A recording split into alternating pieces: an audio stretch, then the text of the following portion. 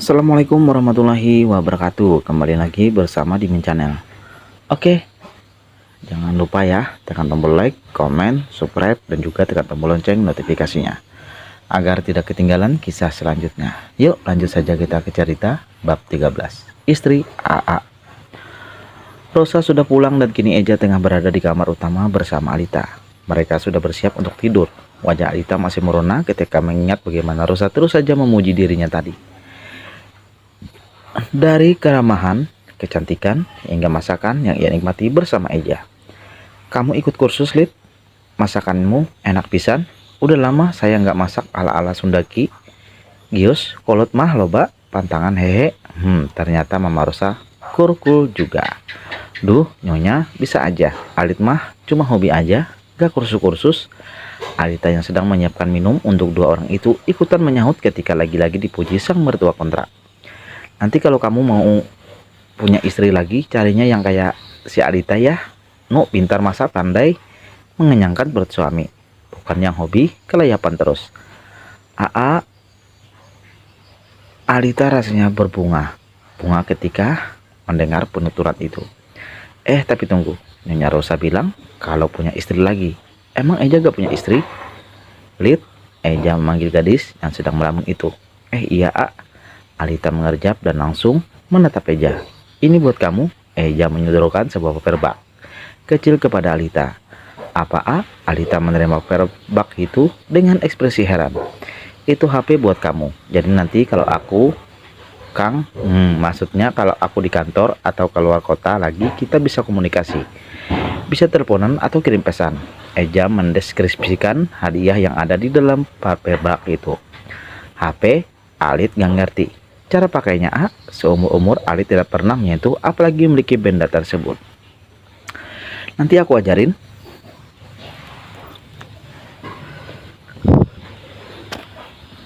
Detik selanjutnya Eja benar-benar mengajari Alita bagaimana untuk menggunakan benda pintar tersebut. Dari mulai cara menelepon, mengirim pesan, mencari dan menyimpan kontak, dan lain-lain.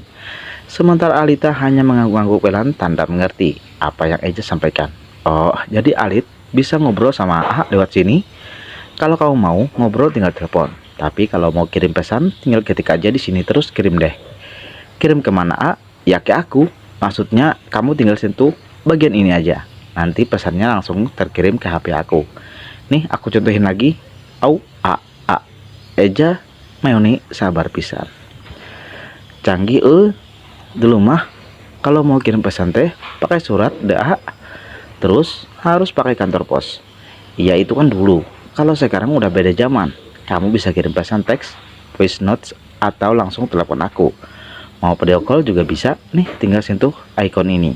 Eja masih memberitahu secara detail bagaimana aplikasi-aplikasi di ponsel itu berfungsi sambil mempraktikkan agar Alita tidak kebingungan. Astagfirullah, Alit berjangkit kaget dan hampir saja berteriak. Kenapa? Eja menatap gadis itu dengan heran. Itu kenapa jadi ada Alit sama A di situ? Alita kaget bukan main.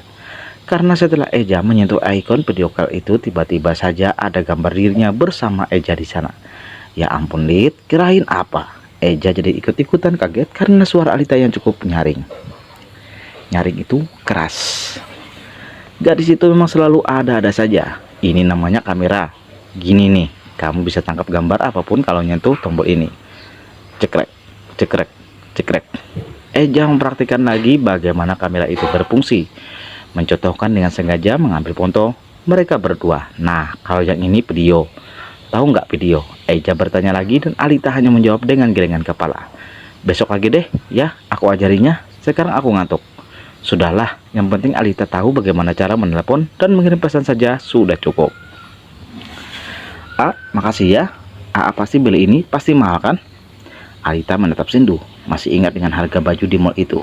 Baju saja mahal apalagi benda secanggih itu. Gak usah diukur rupiahnya Lid. Ini gak seberapa kok. Eja tersenyum simpul. Ya udah, makasih ya A. Semoga Alit bisa menggunakannya dengan baik. Alita kemudian tersenyum manis kepada Eja. Ya Lord, gadis ini dia selalu berterima kasih atas apapun yang Eja berikan. Entah hal kecil atau hal besar, gadis itu selalu menghargainya. Sama-sama. Kemudian mereka mengambil posisi untuk tidur. Sudah sama-sama terentang. di tengah-tengah kasur. Dengan jarak sedekat itu, tidak ada lagi guling yang jadi pemisah antara mereka. Eja kemudian mulai memejamkan mata, berharap mata itu cepat layu, namun ternyata tidak. Eja masih terngiang ucapan Mama Rosa sebelum pulang tadi. "Gimana sidang perceraian kamu? Sudah beres? Mama senang lepas dari Niki.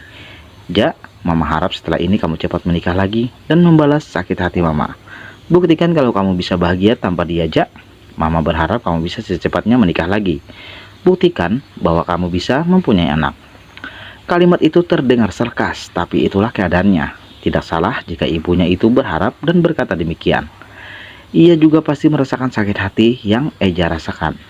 "Lid," karena merasa gusar sendiri. Akhirnya Eja membuka suara lagi. "Tidur belum?" "Belum, A." "Kenapa?"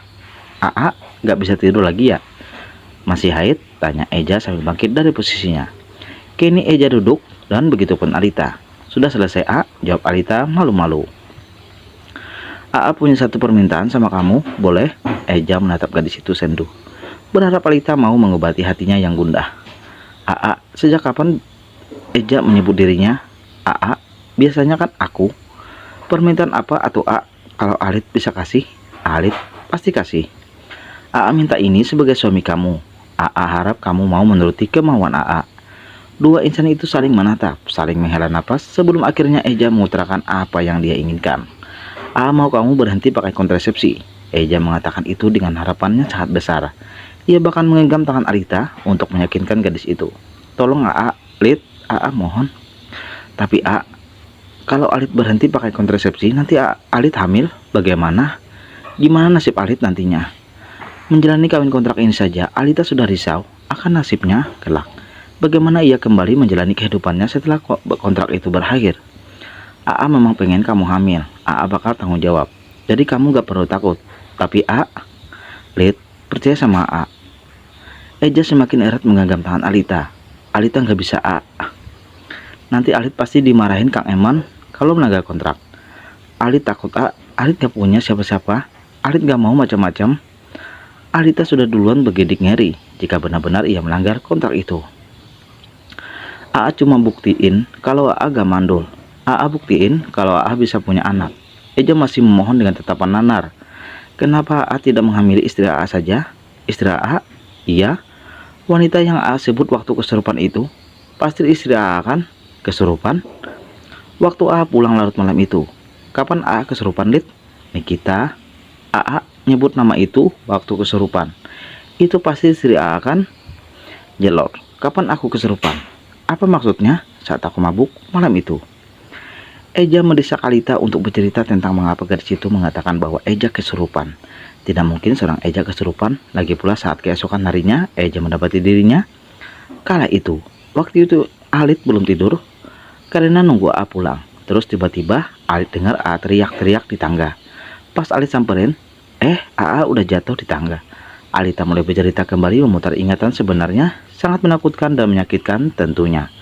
Terus Eja hanya menyimak. Ia harus cerdas menarik benang merah dari apa yang dikatakan si polos Alita. Terus Alita bawa AA ke sini. Wah, setengah mati Alit waktu itu A. Badan AA soalnya berat banget, ujar Alita yang dibubuhi dengan ekspresi menggemaskan.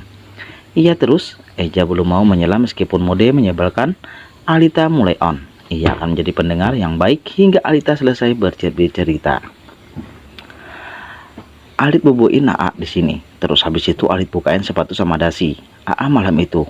AA udah bau banget. Tapi Alit nggak curiga kalau itu bau jin yang mau masuk ke tubuh AA. Soalnya Alit baru pertama nyium bau kayak gitu. Ya ampun, kenapa Alita masih yakin bahwa Eja kerasukan jin sih? Bau, hes. Refleks Eja mengendus kedua sisi ketiaknya. Sejak kapan seorang Eja memiliki masalah bau badan? Iya, A, baunya menyengat, gak enak banget. Gadis itu bahkan mengurutkan penciumannya seolah mempraktikkan betapa baunya Eja malam itu. Mungkin maksudnya bau minuman kali ya, batin Eja. Terus, abis itu AA gimana? Eja bertanya lagi. Baru soal minuman yang bisa Eja simpulkan. Terus, abis itu AA minta Alit buka baju.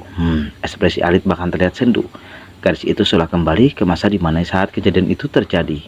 Alit bilang, nanti aja karena Alit kira AA sakit soalnya AA kelihatan kusut dan capek banget. Tapi tiba-tiba AA bangun dan robek baju Alit gitu aja. Alita bercerita terus terang. Tidak ada yang menyembunyikan, tidak ada yang dikurangi atau ditambah-tambahkan. Klub, Eja mulai menelan ludah.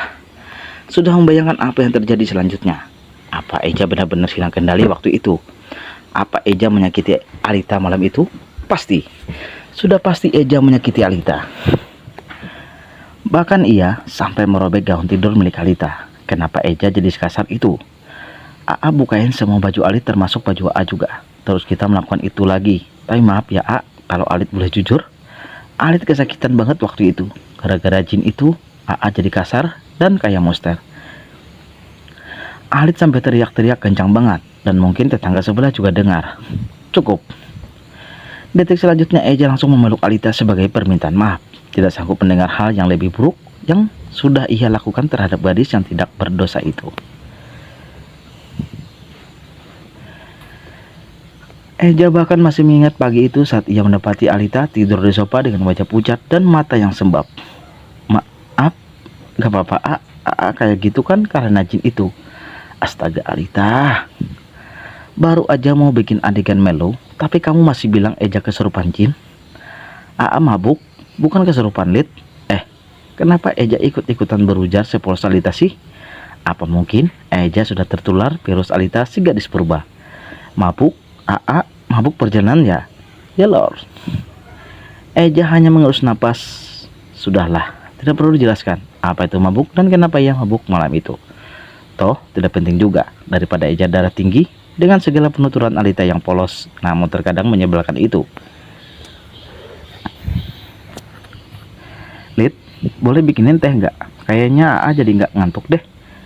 Rasanya ngantuk itu sudah kabur entah kemana. Eja juga tidak mengerti keadaan sekarang ini. Bersama Alita ia selalu bingung harus kesal atau tertawa. Nggak usah deh, kita mending delivery makanan aja. Kamu ngantuk nggak? Alita menggelengkan kepala dan kemudian Eja mengotak-atik ponselnya untuk memesan beberapa makanan. Sepertinya malam ini mereka akan begadang. Eja juga lumayan tertarik untuk mengobrol lebih banyak bersama Alita. Karena semenjak mereka bersama, mereka memang belum pernah mengobrol intens, hanya sekilas-sekilas saja.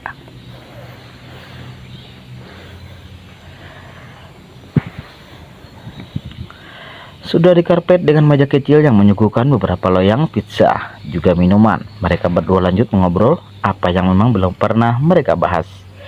Ini mah bikinnya dari Tiku A, padahal A nggak usah beli, Alit juga bisa bikin, lebih praktis list. Udah tinggal makan aja, jadi kamu gak perlu capek-capek. Alit senang masak kok. Kalau bikin makanan gini doang mah nggak capek atau A? Iya, nanti kamu bikin ya. Sekarang mending kita makan ini dulu. Nyom. Satu loyang pizza itu mulai kehilangan beberapa slice karena mulai dilahap Eja dan Alita. Ini atasnya pakai apa ya A? Alita masih maunya slice pertama yang menatap makanan yang baru pertama kali ia makan itu. Loh, tadinya katanya kamu bisa bikin. Eja malah balik bertanya. Tapi kan Alit belum tahu bahan-bahannya. Tapi kalau buat Alit pasti bisa kok. Makan aja ya Alit, besok A beliin buku resep buat kamu biar kamu tahu bahan-bahannya. Eja angkat tangan, enggan menjelaskan tentang apapun lagi. Lebih baik ia mengambil jalan paling praktis. Widih, nanti Alit jadi kayak chef dong kalau masak lihat buku resep. Gadis itu terlihat tersenyum antusias. Mana ada chef, masaknya masih lihat resep. Eja menggiring pelan sambil menelan kunyahan terakhir. Lihat, kamu sepulus ini, tapi kok mau sih kawin kontrak? Kamu gak takut kalau semisal suami kontrak kamu jahat? Eja menatap gadis itu dengan seksama, ingin tahu bagaimana reaksinya. Alit gak punya pilihan A, kalau boleh milih mah Alit gak mau kerja kayak gini. Alit maunya sekolah lagi, ujar Alita lirih. Air muka Alita juga terlihat sedih sekarang. Kok gak punya pilihan sih? Hidup itu kan pilihan. Eja menimpali agar gadis itu mau berbicara lebih banyak tentang kehidupannya yang belum Eja ketahui. Mau gimana atuh A? Sebenarnya dulu Alit dapat beasiswa buat ngurusin SMA. Tapi ibu ngelarang karena walaupun gratis pasti ada pembayaran yang harus dibayar. Kontan di tengah-tengah perjalanan sekolah. Belum lagi biaya sehari-hari. Alit kan udah nggak punya ayah.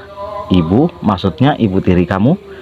Tanya Eja dan Alita mengangguk mengiyakan. Terus ibu kandung kamu kemana? Ibu Alit meninggal waktu Alit masih 8 tahun A.